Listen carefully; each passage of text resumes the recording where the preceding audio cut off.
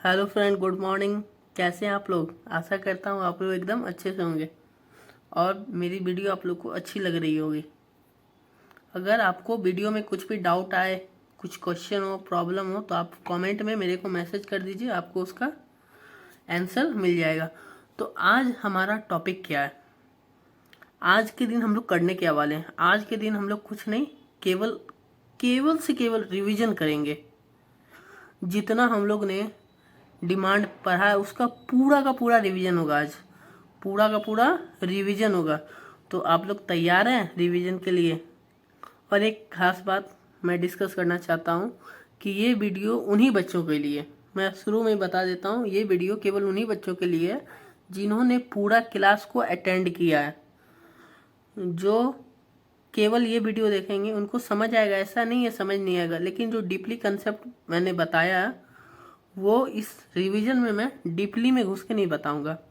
ये एक रिवीजन है, इसको हम रिवीजन की तरह से ही स्टार्ट करेंगे। चलिए डिस्कस करते हैं। यहाँ देखिए लिखा हुआ मीनिंग ऑफ डिमांड।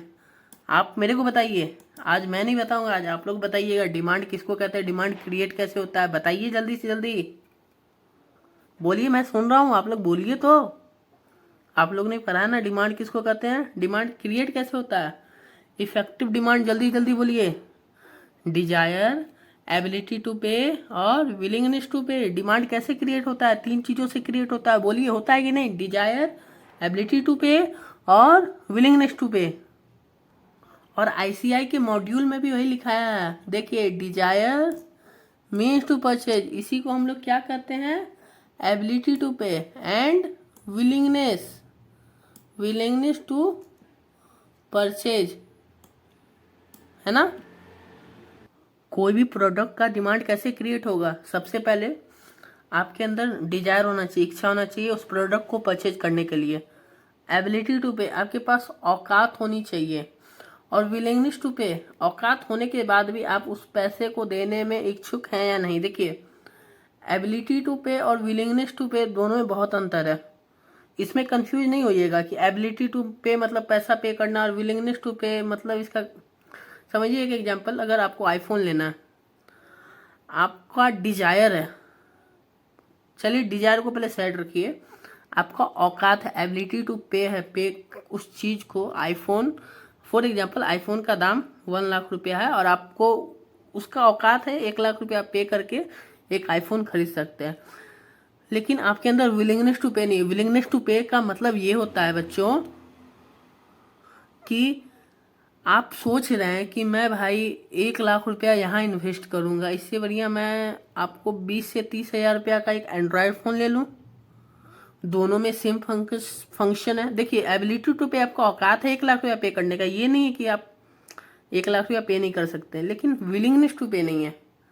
आप अपना दिमाग लगा रहे हैं कि भाई मैं 20 से 30 हज़ार में सेम फ़ोन सेम फंक्शन ले सकता हूँ। डिजायर मतलब मेरे को इच्छा है। विलिंगनेस टू पे कि मेरे अंदर से भी इच्छा है कि हाँ ले लो। एबिलिटी टू पे का मतलब बच्चों होता औकात, उस चीज को खरीदने का परचेजिंग पावर है या नहीं है। और हमने ये भी पढ़ाया था कि डिमांड को हम लोग एक्सप्रेस करते हैं quantity, price and time. For example, आप एक दुकान में जा रहे हैं, अंकल को कर रहे हैं, अंकल जी मेरे को एक डायरी मिल्क 10 पीस 10 रुपया वाला अभी दो। इसमें बताइए इसमें प्राइस क्या है, टाइम क्या है एंड प्लेस क्या है। प्राइस क्या है, टाइम क्या है एंड क्वांटिटी क्या है। Quantity, price and time. Quantity is 10 piece दीजिए, प्राइस इज 10 रुपया वाला दीजिए, टाइम इज नाउ अभी दीजिए। तो ये डिमांड एक्सप्रेस हो गया। आपके सामने स्क्रीन पे जो ये डिफिनेशन लिखा हुआ है इसको पढ़ सकते हैं आप लोग। आईसीआई का स्टडी मटेरियल है, जाके उसका आप लोग सॉफ्ट कॉपी ले सकते हैं। और आप कितने बच्चों के पास तो इसका, जो सीए का कोर्स कर रहे हैं उनके पास तो इसका बुक्स भी होगा, तो इसके लिए किसी को कोई दिक्कत नहीं है बुक्स के लिए। आप यहाँ पे देखिए बच्चों, यहाँ पे क्या लिखा हुआ, the term demand refers to the quantity of a goods और service that buyer are willing and able to purchase. Buyer मतलब कंज्यूमर्स, है ना, बायर्स कस्टमर, विलिंग होना चाहिए इच्छा, और उसको खरीदने का पैसा भी होना चाहिए। Various price during a given period of time, देखिए इसको मर्ज करके लिख दिया गया है। Effective demand and express, demand को एक्सप्रेस किसको करते हैं, ये मर्ज करके लिखा हुआ है ना।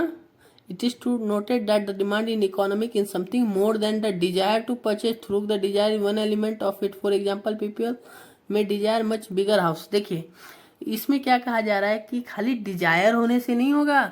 मेरा सपना है बड़ा घर खरीदूं, बड़ा गाड़ी खरीदूं, लग्जियस गाड़ी खरीदूं, लेकिन मेरे सपने से काम चलेगा क्या? नहीं। विलिंगनेस टू पे है कि भाई मेरे पास पैसा होता तो मैं खरीदता, लेकिन भाई आपके पास एबिलिटी टू पे नहीं, आपके पास पैसा ही नहीं है। आपने कितने आदमी सुना होगा कि भाई मेरे पास पैसा रहता तो मैं तो ले लेता। विलिंगनेस टू पे है उसके अंदर, डिजायर भी है उसके अंदर, परंतु एबिलिटी टू पे है नहीं है, तो डिमांड क्रिएट होगा नहीं होगा। तो वही बात इसमें लिखा हुआ है। तो but there are also constraints that the face such as a price of product and limited means to pay, thus wants or a desire together with a real world constraints determine what they view the effective demand for the thing depends on the desire meanings to purchase and willingness। वही सब बात है, आप लोग इसको revise कर सकते हैं। हम लोग आगे बढ़े हैं, ठीक है। देखिए यहाँ पर कहा जा रहा था quantity demand is always express, हमने एक्सप्रेस पढ़ा था ना, गिवन प्राइस, डिफरेंट प्राइस या डिफरेंट क्वांटिटी और डिफरेंट प्लेस पे भी आप डिमांड एक्सप्रेस कर सकते हैं। तो चलिए हम डिटरमाइंस ऑफ डिमांड डिस्कस करते हैं। ये सब मैंने पढ़ाया हुआ है, तो इस पर ज़्यादा डिटेलिंग हम लोग नहीं करेंगे। Price of commodity, price of commodity है ना, प्राइस ऑफ कमोडिटी इसका मतलब क्या होता है आप लोग मेरे को बताइए। प्राइस ऑफ कमोडिटी हम लोग किसको कहते हैं बताइए। when price rises and demand fall and when price fall demand rises, other thing being constant ceteris paribus vice versa। वही बात देखिए इसमें लिखा हुआ, पढ़ लीजिए आप लोग जल्दी जल्दी। क्या लिखा हुआ है आप पढ़िए जल्दी से।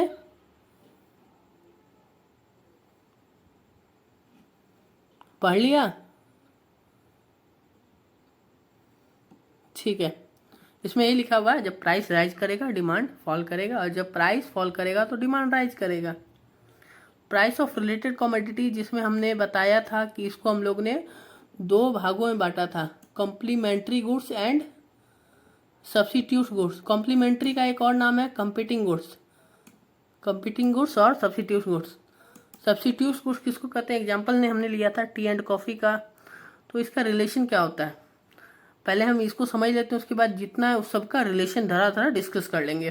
प्राइस ऑफ रिलेटेड कमोडिटी बोलिए, आप लोग ही बोलिए, रिवीजन हो रहा है, आप लोग को बोलना पड़ेगा। प्राइस ऑफ रिलेटेड कमोडिटी में क्या होता है, गुड्स दो प्रकार के, substitutes and complementary. Substitute goods किसको कहते हैं बोलिए, example tea and coffee. And complementary goods petrol and car, petrol and car, mobile and SIM card, mobile and data, internet data, mobile and calling facility, laptop with mouse. Income of the consumers, income of the consumers आप लोग को याद है, when income of the consumer is rises then demand are also rises, when income of the consumer is fall then demand of the consumer is also fall. कैसे भैया, ऐसे जब कोई व्यक्ति ज़्यादा कमाएगा तो वो डिमांड ज़्यादा करेगा कि नहीं करेगा, जब व्यक्ति कम कमाएगा तो डिमांड कम करेगा। यही है इनकम ऑफ द कंज्यूमर। उसके बाद हम बात करेंगे टेस्ट एंड प्रेफरेंस। जैसे फॉर एग्जांपल टिक्की चाट खाए हैं, मुँह में पानी नहीं लाइए, खाए हैं कि नहीं खाए हैं, जिनको पसंद है क्या आप उसका डिमांड करेंगे? मैं उनसे पूछ रहा हूँ जिनको पसंद है, जिनको पसंद है आप उसका डिमांड करेंगे कि नहीं करेंगे? पसंद है तो हाँ करेंगे, नहीं पसंद है तो नहीं करेंगे। अब बताइए जिनको नहीं पसंद है टिक्की चाट, क्या आप उसका डिमांड करेंगे? नहीं करेंगे। मतलब जो चीज़ आपको अच्छा लग रहा है, टेस्ट अच्छा लग रहा है तो आप उसका डिमांड करेंगे, नहीं अच्छा लग रहा है तो डिमांड नहीं करेंगे। आगे बढ़िए। देखो ये नहीं कहो कि बहुत फास्ट हो रहा है, ये रिवीजन है, बात समझो। पूरा वीडियो अवेलेबल है, चैनल पे जाओ, वीडियो अवेलेबल है, देख लो। आइए ये सब आप लोग खुद से पढ़ लीजिए, कुछ पूरा वही लिखा हुआ है, विस्तार में लिखा हुआ, पढ़ते रहिए। कंज्यूमर एक्सपेक्टेशन, यहाँ पे लिखा हुआ कंज्यूमर एक्सपेक्टेशन। जिन्होंने हमारा वीडियो देखा वो बोले कि ये क्या आ गया, ये तो आपने पढ़ाया नहीं। आपने ये पढ़ा फ्यूचर एक्सपेक्टेशन ऑफ कंज्यूमर, वही है ये कंज्यूमर एक्सपेक्टेशन।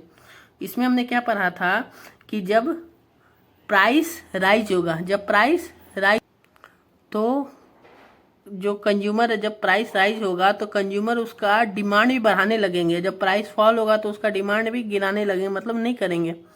वही बात इसमें भी लिखा गया। ये हमने पढ़ा था exceptions of law of demand में, और ये यहाँ भी दिया हुआ exceptions of law of demand में भी दिया होगा, तो वहाँ भी हम डिस्कस कर लेंगे, ठीक है। देखिए कंज्यूमर एक्सपेक्ट कर रहा है, कंज्यूमर एक्सपेक्ट कर रहा है increase in future price, increase in income, storage in supply more than quantity will demanded. If they accept a fall in price, fall in income, they will postpone their purchase. समझ आया आप लोग को क्या कहा जा रहा है कि फॉर एग्जांपल अगर गोल्ड का या शेयर का दाम बढ़ते जा रहा है, जैसे 50,000 है, 50,000 गोल्ड का दाम अभी करंट दाम है, समझिए उसका दाम 55,000 हो गया। गोल्ड का दाम आज 50,000 है, कल 55,000 हो गया, परसों 60,000 हो गया। आपको क्या लगता है आप लोग डिमांड करेंगे गोल्ड का या नहीं? जी हाँ करेंगे। क्यों करेंगे? अरे भाई डेली दाम बढ़ रहा है। लेकिन लॉ ऑफ डिमांड क्या कहता है कि जब दाम कम हो तब ज़्यादा ज़्यादा खरीदो, जब दाम ज़्यादा हो तो डिमांड कम कम करो, है ना। चलिए इसको हम अच्छे से आपको exceptions of law of demand में पढ़ाएंगे। अभी जो समझ गए ठीक है, आगे हम इसको समझाएंगे अच्छे से। साइज ऑफ पॉपुलेशन पढ़े हैं कि नहीं, याद है? नहीं, थोड़ा थोड़ा तो याद होगा ना। अगर कोई कंट्री में पॉपुलेशन ज़्यादा है तो वहाँ डिमांड ज़्यादा होगा, जहाँ कम है वहाँ डिमांड कम होगा। फॉर एग्जांपल इंडिया में पॉपुलेशन नंबर 1 पे अभी, तो यहाँ डिमांड सबसे ज़्यादा होगा। कोई ऐसा भी देश है जहाँ बहुत कम पॉपुलेशन, तो वहाँ डिमांड कम होगा।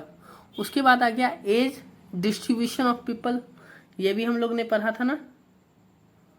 कंपोजिशंस, जिसका एज रहेगा इफ लार्जर प्रोपोर्शन, देखो अगर बुढ़ा लोग ज़्यादा है, ओल्डर पीपल अगर ज़्यादा है तो वहाँ क्या चीज़ का डिमांड होगा बताइए मेरे को।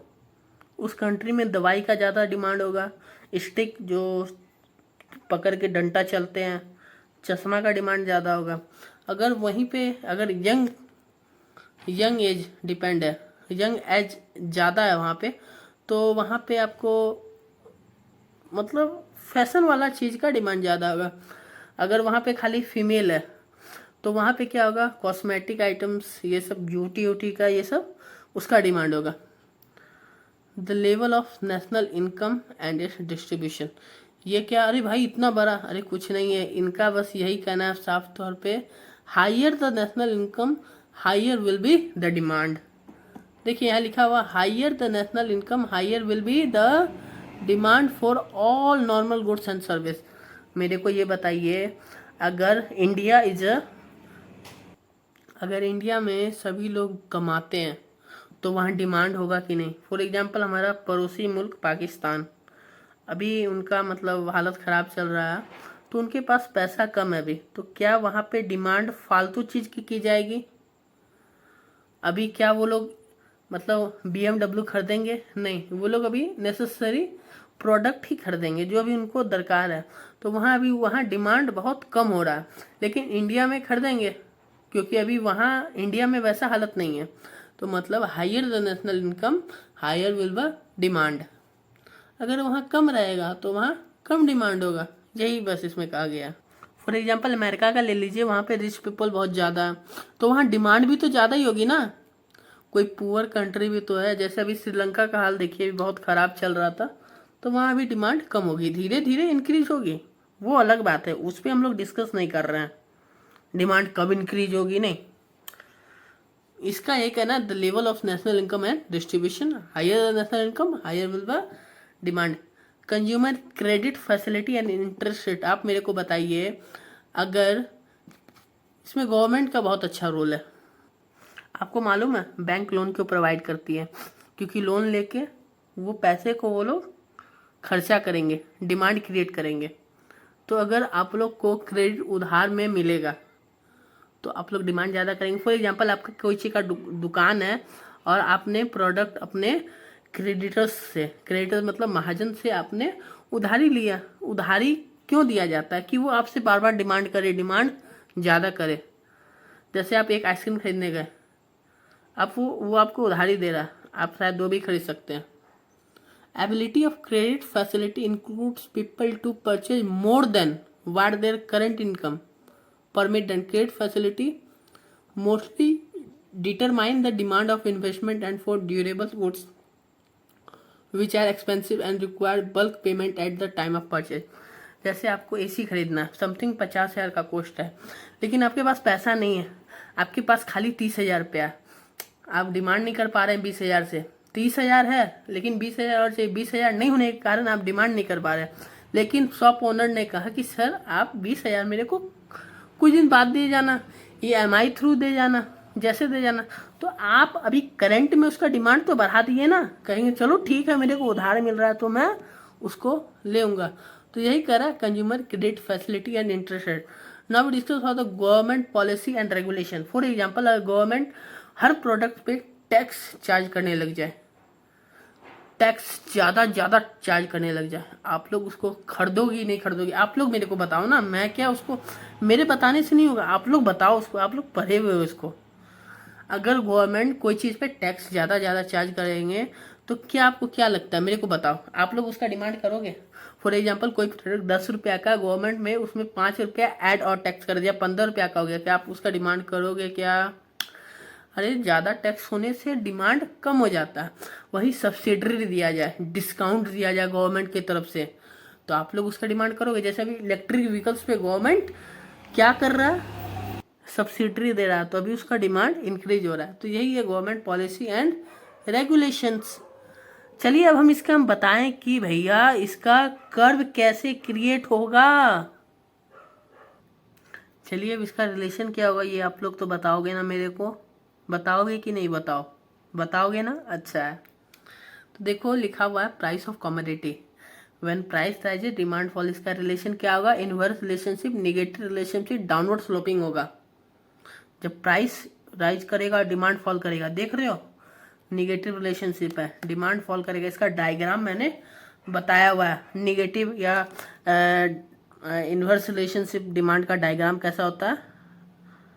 जो लोग देखे हैं वही इस वीडियो को देखिए प्लीज़, क्योंकि ये वीडियो उन्हीं लोग को ज़्यादा अच्छे समझ आएगी जिन्होंने पूरा लेक्चर किया है, क्योंकि एक रिवीजन है ये। हम लोग उस टॉपिक को पढ़ नहीं रहे अच्छा से, प्राइस ऑफ कमोडिटी क्या होता है चलो इस पर डिस्कस करते नहीं, ये रिवीजन है, यूँ करेंगे यूँ भरेंगे। तो इसमें मैं डायग्राम नहीं दिखाऊंगा क्योंकि मैंने दिखाया हुआ है कि इनवर्स रिलेशनशिप, डायरेक्ट रिलेशनशिप क्या होता है। जो नहीं देखे प्लीज़ जाके देख लीजिए।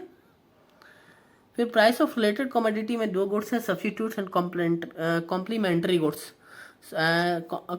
सब्सिट्यूट गुड्स को हम लोग कॉम्पिटिंग गुड्स भी कहते हैं। चलिए सबसे पहले हम सब्सिट्यूट गुड्स, जो डायरेक्ट रिलेशनशिप है क्यों है, टी एंड कॉफ़ी का एग्जांपल लिए थे। जब टी का प्राइस राइज करेगा तो कॉफ़ी का डिमांड राइज करेगा, इस कारण से इनवर्स रिलेशन है। जब price of tea rises when then the demand of coffee rises, इसलिए डायरेक्ट रिलेशनशिप है। जब टी का प्राइस कम होगा ना, जब टी का प्राइस कम होगा तो कॉफ़ी का डिमांड कम होगा, समझ रहे हैं? तो इसलिए इसका रिलेशन क्या है, डायरेक्ट रिलेशनशिप है। एंड कॉम्प्लीमेंट्री गुड्स, जैसे कार एंड पेट्रोल, कार के बिना पेट्रोल का यूज नहीं हो सकता और पेट्रोल के बिना कार का यूज नहीं हो सकता है, इनवर्स रिलेशनशिप है। When price of complementary goods rises, जैसे प्राइस ऑफ, अगर कार का दाम बढ़ेगा ना तो पेट्रोल का डिमांड कम हो जाएगा, अगर कार का दाम कम होगा तो पेट्रोल का डिमांड भी ज़्यादा, क्योंकि लोग ज़्यादा कार खरीदेंगे तभी ना पेट्रोल का यूज करेंगे। इनकम ऑफ द कंज्यूमर, अगर हमारा कंज्यूमर ज़्यादा कमाएगा ज़्यादा डिमांड करेगा, ज़्यादा कमाएगा ज़्यादा डिमांड करेगा, तो डायरेक्ट रिलेशनशिप। अगर कम कमाएगा तो कम डिमांड करेगा, तो डिमांड फॉल करेगा, तो डायरेक्ट रिलेशनशिप है। अरे देखो जब इनकम राइज हो रहा है उस हिसाब से डिमांड राइज हो रहा है, तो डायरेक्ट। जब इनकम फॉल कर रहा है तो डिमांड फॉल कर रहा है, डायरेक्ट। तो वैसे कॉम्प्लीमेंट्री गुड्स जो था बाबू, समझो मेरी बात को, वहाँ अगर कार का दाम बढ़ रहा है ना, तो देखो पेट्रोल का डिमांड कम हो रहा है। इन्वर्स रिलेशनशिप इसलिए कर रहे हैं, ऐसे ही नहीं कर रहे हैं इन्वर्स रिलेशनशिप। आप लोग समझो, जब कार का प्राइस इंक्रीज हो रहा है, जब कार का प्राइस इंक्रीज हो रहा है, तो पेट्रोल का डिमांड कम हो रहा है कि नहीं हो रहा है, इसलिए इन्वर्स रिलेशनशिप कर रहे हैं। और इनकम में हम लोग इसलिए कर रहे हैं कि इनकम बढ़ रहा है तो डिमांड बढ़ रहा है, इसलिए डायरेक्ट रिलेशनशिप। टेस्ट अगर अच्छा है, जो चीज़ अच्छा लग रहा है, डायरेक्ट रिलेशनशिप होता है, ठीक है। And discuss about the consumer expectation, ये भी डायरेक्ट है। साइज ऑफ पॉपुलेशन, ये सब डायरेक्ट है। इसमें लेवल ऑफ नेशनल, अगर डिमांड, अगर नेशन का इनकम ज़्यादा है तो डिमांड, डायरेक्ट रिलेशनशिप है ये भी, तो उसका डिमांड भी ज़्यादा होगा। अगर इनकम कम है तो डिमांड भी कम होगा। अगर आप उधार पे दीजिएगा तो डिमांड ज़्यादा होगा, नहीं दीजिएगा तो डिमांड कम होगा। Direct relationship, government policy, tax, ये सब। अब हम डिस्कस करते हैं आप लोग का प्यारा द लॉ ऑफ डिमांड। बताइए लॉ ऑफ डिमांड क्या कहते हैं, इसको किसने लिखा है, इसके प्रोफेसर क्या है? बुक पढ़ के नहीं बोलिए, बताइए। हमारे जो प्रोफेसर आल्फ्रेड मार्शल ने जो इसका देखिए दिया है, the greater the amount to be sold, अगर ज़्यादा बेचना है, the smaller must be the price, अगर आपको ज़्यादा बेचना है तो प्राइस कम रखना पड़ेगा। Which it is offer in other that it may be purchasers or in other words the amount demand increase with fall in price diminish with a rise in price। अरे भाई करा, जब प्राइस बढ़ेगा तो demand कम होगा, जब price कम होगा demand ज़्यादा होगा। आप मेरे को बताइए, आप मार्केट में गए कुछ भी खरीदने के लिए, अगर उसका प्राइस बढ़ रहा है तो आप डिमांड कम करोगे कि नहीं करोगे? अगर कोई चीज़ सस्ते मिल रहा है, आप एक के बदले दो लेते हो कि नहीं, मेरे को बताओ। अरे भाई जब आपको 10 रुपया में 2 आइसक्रीम मिलेगा, आप लोगे कि नहीं लोगे? डिमांड उसका क्रिएट करोगे कि नहीं करोगे? By one get one free है, आप लोग लेगो कि नहीं लोगे, मेरे को बताओ। अगर कोई चीज़ का, अरे भाई समझो, फॉर एग्जाम्पल एक आपको आइसक्रीम बॉक्स है, आपको 500 रुपया का मिलता है। चलिए आप बोलिएगा 500 का कौन सा आ रहा है, छोड़िए। एक 250 रुपया का फैमिली पैक चलेगा ना, 250 वाला, ठीक है। तो 250 का फैमिली पैक आपने लिया, आपको पसंद है, आप ले जाते हैं। आज मेरे को बताइए, आज उसका दाम 180 रुपया हो गया है। आप एक के बदले दो लोगे कि नहीं, मेरे को बताओ। सीक्रेट ही अपने दोनों के बीच का बात है, आप लोगे कि नहीं लोगे? अरे भाई लोगे। तो यही तो लॉ ऑफ डिमांड कर रहा है कि जब प्राइस बचा, आप लोग लॉ ऑफ डिमांड फॉलो करते आ रहे हो, आप लोग को मालूम नहीं है। जब कोई चीज़ का प्राइस ज़्यादा हो तो उसका डिमांड कम कर दो, जब प्राइस कम हो तो डिमांड ज़्यादा कर दो। यही है law of demand. Law of demand is based on assumptions. इसका भी रिलेशन इन्वर्स रिलेशनशिप है, डाउनवर्ड स्लोपिंग। जब प्राइस राइज हो रहा है, डिमांड फॉल हो रहा है, इसके वजह से इसका जो रिलेशन है इन्वर्स रिलेशनशिप है। आप लोग इसको पढ़ लीजिएगा। लेकिन लॉ ऑफ डिमांड क्या कहता है वही है, इसके अलावा यही भरा हुआ, आप लोग पढ़ लीजिए, समझ आ जाएगा। देखिए इसमें डिमांड शेड्यूल दिया हुआ है। डिमांड शेड्यूल किसको कहते हैं मालूम है ना? इंडिविजुअल पर्सन, उससे पूछ रहे थे भैया आप कितना कितना डिमांड करोगे। इंडिविजुअल डिमांड क्या होता है, एंड मार्केट डिमांड हमने बात किया था। हमने एक एक इंडिविजुअल आदमी से पूछा, सी से पूछा आप कितना, इतना रुपया में कितना कप आइसक्रीम खरीदोगे? तो वो बोल रहा है मैं 60 रुपये में खरीदूंगा ही नहीं। बी बोल रहा है मैं 50 रुपये में 2 कप आइसक्रीम खरीदूंगा। सी बोल रहा है मैं 40 रुपये में 4 कप। डी बोल रहा है मैं 30 रुपये में 6 कप। मतलब इंडिविजुअल पर्सन है, ABCDEFG तक, वो अपना अपना बता रहे इतना रुपये में मैं इतना डिमांड करूँगा। तो डिमांड कर्व है, देखिए ये जो हमारा डिमांड शेड्यूल था ABCD को, इसको हमने प्लॉट कर दिया। ए बोल रहा है ना मैं 60 रुपये में खरीदूंगा ही नहीं, देखो वो नहीं खरीद रहा है। बी बोल रहा है मैं 50 रुपये में 2 कप खरीदूंगा। देखो जो नहीं समझे थे ना कि डाउनवर्ड स्लोपिंग कर्व किसको कहते हैं, इसी को कहते हैं डाउनवर्ड स्लोपिंग कर्व, जिसको इन्वर्स रिलेशनशिप भी कहते हैं, निगेटिव स्लोप भी कहते हैं, यही है डाउनवर्ड स्लोपिंग। देख रहे हो फॉल कर रहा है, डाउन कर रहा है, डाउनवर्ड, इसीलिए इसका नाम है। आओ उसके बाद मार्केट डिमांड कर, हमने ए से पी से सबसे पूछा, उसका फिर टोटल ले लिया। ए से बोला कि भैया बताओ आप मेरे को, ए ने 3 बोला 2, हमने इसको जोड़ दिया। देख रहे हो, इसी का फिर हम लोग एक ए का इंडिविजुअल निकाल दिए, बी का इंडिविजुअल, और ये मार्केट निकाल दिए, ए बी सबका निकाल दिए। ये भी डाउनवर्ड स्लोपिंग है।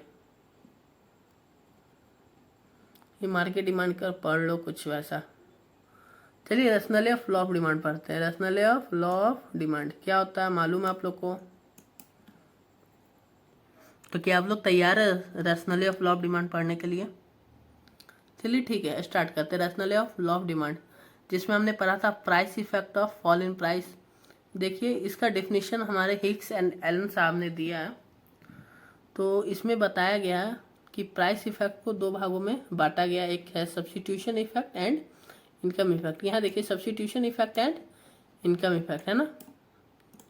आइए सब्स्टिट्यूशन इफेक्ट का जो एक्सप्लेन किया गया हिक्स एंड एलन साहब ने कहा है। देखिए सब्स्टिट्यूशन इफेक्ट क्या होता है कि substitution effect describe the change in demand of a product when the relative price change, when the price of commodity fall, the price ratio between item change and it's become relatively cheaper than other commodity, assuming that the price of all other commodity remain constant. It includes, आप लोग ही पढ़िए साथ में मेरे साथ, it induce consumer to substitute the commodity whose price has fallen for other commodities which have now become relatively expensive. The result is that the total demand, चलिए समझा देता हूँ आपको ये क्या कह रहा है। फॉर एग्जाम्पल के द्वारा समझिए, टी है, कॉफ़ी है।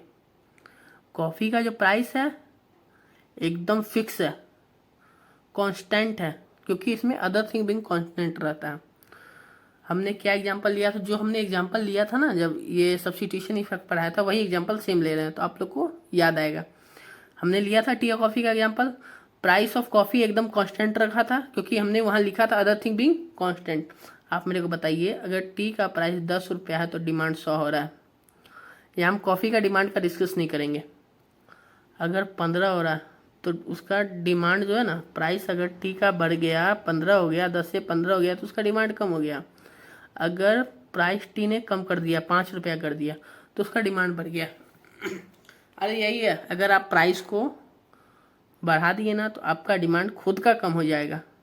अगर आप प्राइस को कम कर दिए तो आपका खुद का डिमांड बढ़ जाएगा। वही इसमें लिखा गया है, पढ़ लीजिए सब्स्टिट्यूशन इफेक्ट में। और इनकम इफेक्ट क्या होता है बच्चों, कि मेरे को बताओ कि आप कॉफ़ी पीने के बहुत शौकीन हो, तो कॉफ़ी एक आपके पास 100 रुपया ही है, ठीक है। आप गए कॉफ़ी लिए एक कप, उसका दाम 100 रुपया, आपकी जेब में कुछ बचा क्या? रियल इनकम कुछ बचा? नहीं बचा। आप गए फिर किसी दिन, फिर आप जानते हो कॉफ़ी का दाम 50 रुपया हो गया एक कप कॉफ़ी का, तो आप एक कप पीते हो, एक कप पिए, आपके पास 50 रुपया बचा कि नहीं? देखिए आपका इनकम नहीं बढ़ गया, सैलरी उलरी नहीं बच गया, लेकिन उस प्रोडक्ट का दाम कम होने से आपका रियल इनकम बढ़ गया। जो रियल इनकम बढ़ गया उसी को कहते हैं इनकम इफेक्ट। चलिए हम इसको भी रिवाइज करते हैं। The increase in demand on account of an increase in real income, समझ रहे, known as a income effect. अगर रियल इनकम आपका बढ़ता है तो उसको कहते हैं income effect. When the price of commodity fall, कोई भी कमोडिटी का प्राइस फॉल हो रहा है, the consumer can buy the same quantity of the commodity with lesser money. जैसे कॉफ़ी अगर 50 रुपया का हो गया तो सेम प्रोडक्ट हम खरीद रहे हैं कम दामों में, and he can view more of the same. अरे भैया 100 रुपया कॉफ़ी था, पहले आप गए एक कप लिए 100 रुपया का, आपके पास रियल इनकम कुछ नहीं बचा। आप फिर दूसरे दिन गए 100 रुपया के बदले उसका दाम 50 रुपया हो गया, आपने एक कप परचेज किया, 50 रुपया बचा, तो आप उससे कुछ और भी तो खरीद सकते हो। वही बात लिखा गया। In the other words, as we result of fall in price of commodity consumer real income of the purchasing power increase. अरे कमोडिटी का अगर प्राइस कम होगा, कॉफ़ी का अगर 100 से 50 होगा, तो आपका रियल इनकम इंक्रीज करेगा, 50 रुपया आपकी जेब में एक्स्ट्रा बचेगा। पार्ट और whole of the resulting increase in real income, यही सब लिखा है, पढ़ लीजिए आप लोग।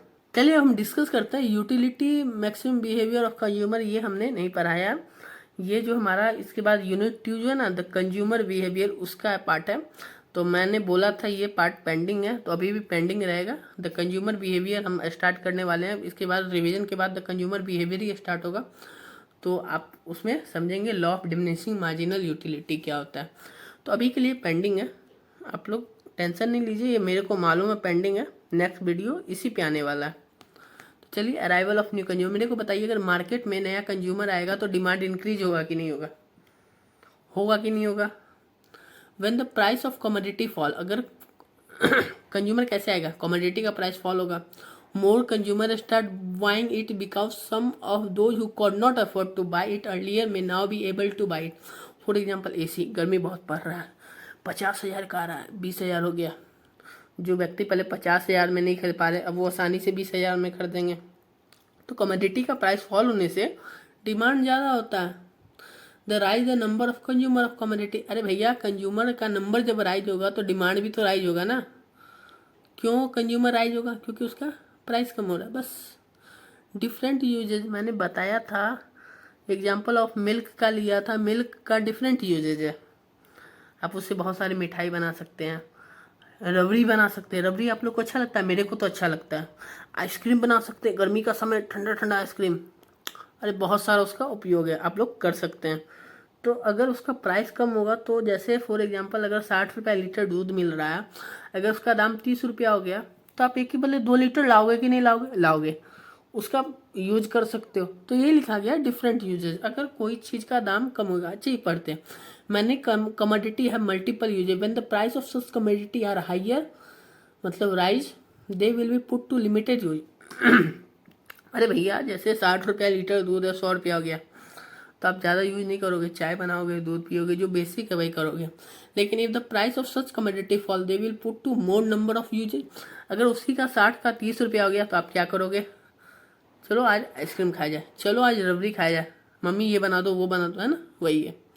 दस the increase in number of the uses constant to fall in price make the buyer demand more of such commodity making the demand curve slope downward। for example electricity, electricity का ही बच्चा देख लो ना, इलेक्ट्रिसिटी का ही multiple usage है। गर्मी का समय, electricity चलो महंगा करते हैं, पहले तो महंगा करते हैं, गर्मी का समय, अरे भाई ये बॉल बंद करो, अरे भाई वो पंखा बंद करो, अरे भाई इधर आ जाओ उधर आ जाओ, होता है कि नहीं। वही सस्ता हो जाए, बहुत सस्ता हो जाए, आप एसी चलाए हुए हो एकदम 24 आवर्स एसी चल रहा है, एक नहीं 2 चल रहा है, आप ज़्यादा एसी खरीद रहे हैं, तो डिफरेंट यूज होने के कारण डिमांड भी इंक्रीज होता है।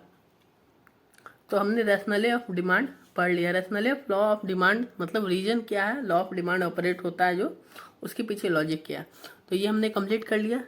हमने लॉ ऑफ डिमांड पढ़ा था, चलिए अब उसका exceptions of law of demand हम पढ़ते हैं। Exceptions of law of demand, ठीक है, स्टार्ट करें। आप लोग थक तो नहीं गए ना, थकना नहीं है अभी, आपको लगभग 33 से 34 मिनट हुआ है, थकना नहीं है, एकदम एनर्जी जोश के साथ पढ़ना है यार। अपने लोग पढ़े हुए केवल तो रिवीजन कर रहे हैं, बस सांस लेते रहिए, आगे बढ़ते रहेंगे हम लोग।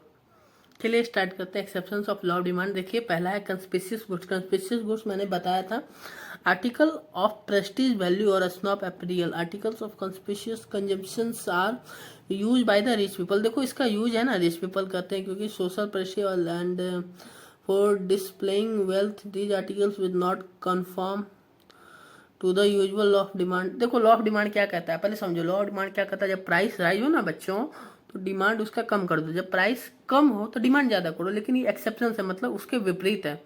ये exceptions of law of demand कहेगा जब प्राइस ज़्यादा हो रहा है तो डिमांड ज़्यादा करो।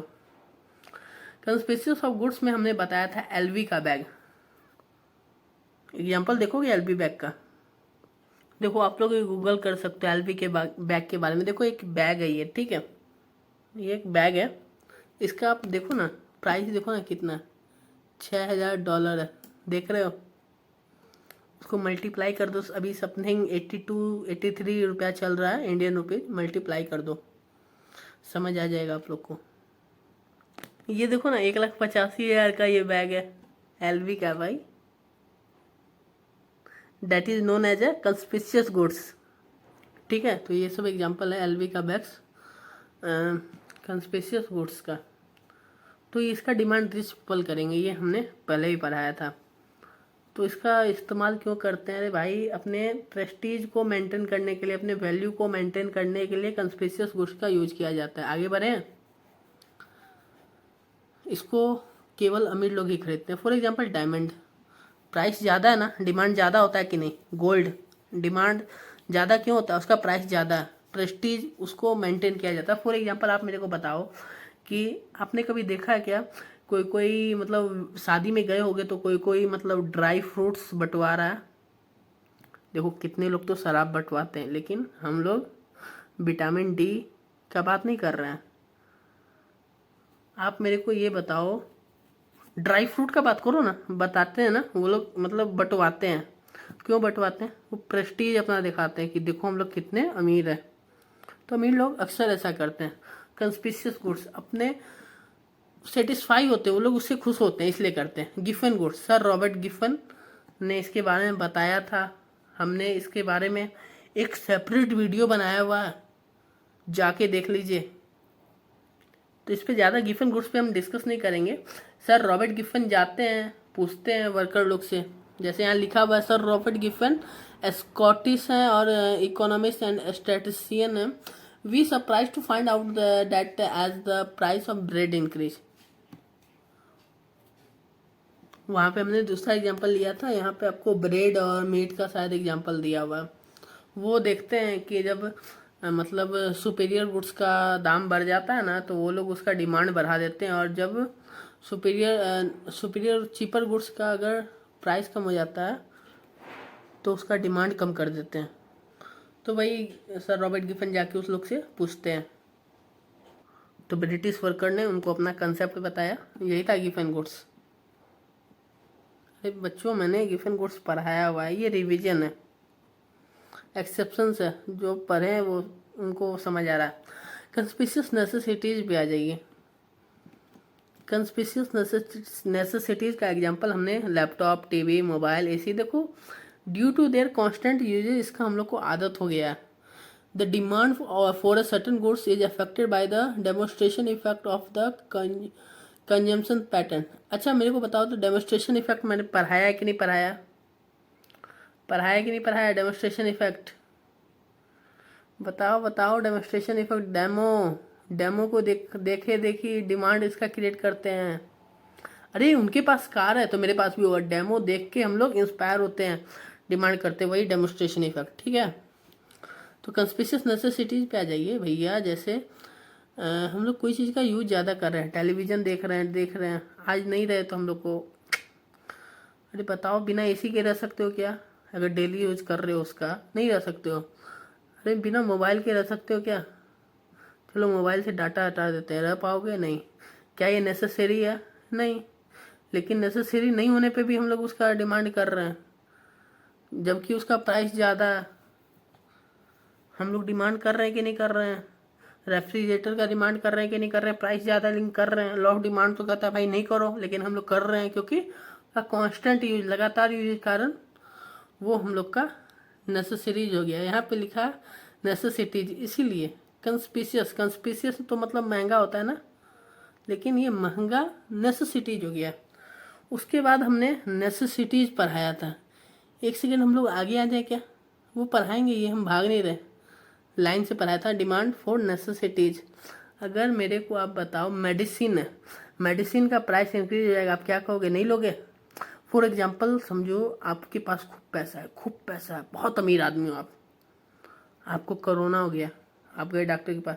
अरे डॉक्टर साहब मेरे को 1 नहीं 2 नहीं 4 सुइया दे दो, इंजेक्शन 2 बम पे दे दो, 2 हाथ पे दे दो, मेरे पास खूब पैसा। ऐसा करोगे नहीं करोगे? सपोज दैट आप बहुत ही पुअर आदमी हो, आपको कोरोना हो गया, क्या आप इंजेक्शन लोगे? कोरोना का सेफ्टी इंजेक्शन लोगे कि नहीं लोगे बच्चों? लोगे। अरे भैया मेरे पास पैसा नहीं है, तो डिमांड, उसका प्राइस बहुत ज़्यादा, मेरे पास पैसा नहीं है, तो लॉ ऑफ डिमांड कहता मत करो, लेकिन आप करोगे कि नहीं करोगे? करोगे। क्योंकि ये इसेंटियल फॉर लिविंग है। फूड बच्चों, फूड का दाम कितना ही बढ़ जाए आप लोग उसका डिमांड करोगे कि नहीं करोगे? लो ऑफ डिमांड कहता है प्राइस राइज, डिमांड मत करो, लेकिन फूड का प्राइस बढ़ रहा है, आप लोग मजबूरी में डिमांड करोगे भाई। करते हैं हम लोग डिमांड। कांदा मतलब प्याज 100-150 रुपया हुआ था, क्या हम लोगों ने डिमांड कम कर दिया? लेना बंद कर दिया? नहीं, डिमांड किया, बस थोड़ा सा कम कर दिया। यार बच्चों मेरे को बताओ, सॉल्ट का अगर प्राइस कम हो जाएगा तो आप क्या करोगे?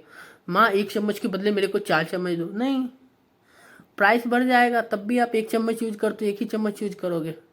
आ जाओ, फ्यूचर एक्सपेक्टेशन अबाउट प्राइस, इसके बारे में मैंने बोला था कि मैं आगे पढ़ाऊंगा, वो समय आ गया। फ्यूचर एक्सपेक्टेशन अबाउट प्राइस, वहाँ लिखा था कंज्यूमर एक्सपेक्टेशन, दोनों एक ही है। मेरे को बताओ कि अगर गोल्ड का दाम बढ़ते जा रहा है, 50 से कल हो गया 55, परसों हो गया 60, आप लोग खरीदोगे कि नहीं खरीदोगे? खरीदोगे। अगर मेरे को बताओ अपने स्टॉक मार्केट में कुछ, आपने स्टॉक मार्केट समझ रहे हो ना, स्टॉक मार्केट किसे कहते हैं? तो आपने उसमें कुछ शेयर खरीदे हुए हैं, आपका जो शेयर है उसका दाम 1 लाख रुपया, आपको मालूम है 1 घंटा बाद उसका दाम 90,000 हो गया, फिर 80,000 हो गया, 70,000, आप क्या करोगे? जल्दी जल्दी उसको बेच दोगे भाई। क्यों बेच रहे हो? आपको लग रहा है कि ये फॉल करते जा रहा है, फॉल करते जा रहा है। देखो 1 लाख का शेयर है, 90,000 हो गया, देखो ना आप यहाँ पे गिरते जा रहा है। आपको लगता है कि भाई गिरते जा रहा है जल्दी से बेच दो, लॉस होते जा रहा है, तो इसलिए हम लोग उसका क्या करते हैं? बेच देते हैं। लेकिन लॉ ऑफ डिमांड क्या कहता है? अरे भाई डिमांड गिर रहा है तो उसका, अगर प्राइस फॉल हो रहा है ना 1 लाख से 90, 90 से 80, तो उसका लॉ ऑफ डिमांड क्या कहता है? डिमांड ज़्यादा करो, लेकिन हम लोग उसको बेच देते हैं। फ्यूचर एक्सपेक्टेशन में यही समझ लो, जब प्राइस राइज होता है ना तो हम लोग उसका डिमांड ही बढ़ा देते हैं।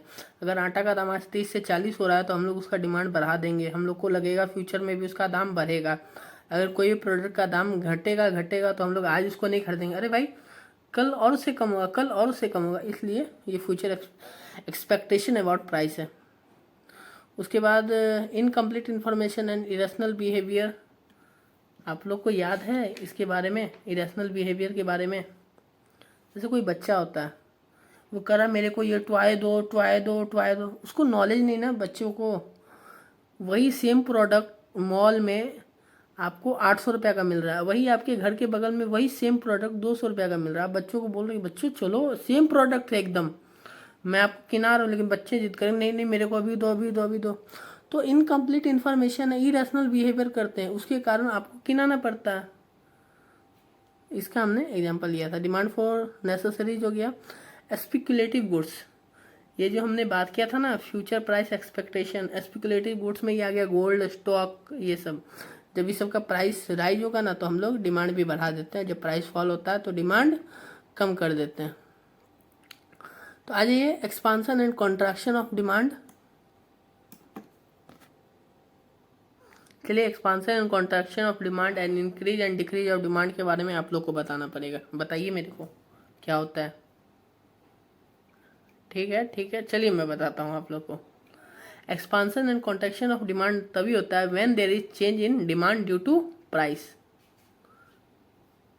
एक्सपांशन एंड कॉन्ट्रैक्शन तभी होगा जब there is change in demand due to price, और increase and decrease of demand तब होगा when there is change in demand due to factor other than price.